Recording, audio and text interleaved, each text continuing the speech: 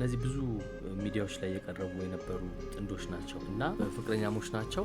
ለረጅም ጊዜ አብረው ቆይተው ነበር። ከዛ በኋላ ተለያዩ። እንደው ቁጭ ብለው ተነጋገረው በቃ ከዛሬ በኋላ እኔ እናንተ በቃ አብረን መሆን አንችልም ብለው ተለያይተው ከዛ በማግስቱ እሱ የሆነ አደጋ ደረሰበት።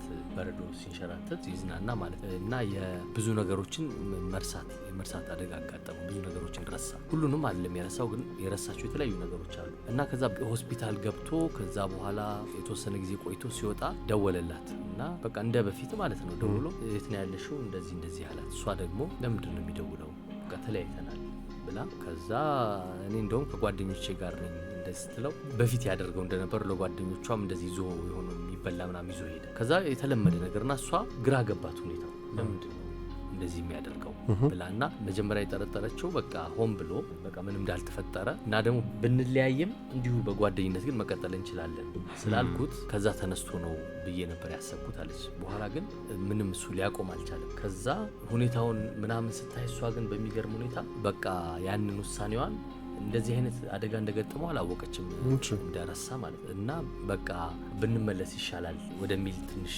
ርህራሄ ሄደች። ወደዛ ሄደችና ከዛ በቃ አብረን መሆን እንችላለን እንደዚህ እያለች ነገረችው። ድጋሚ በቃ ቀጠሮ እንያዝና የፍቅር ቀጠሮ ድጋሚ ዴት ላይ ያደርጉ ማለት ነው። እንደዛ ስትለው ነው ያኔ ያወቀችው ምንም ነገር እንደማያስታውስ ማለት ነው።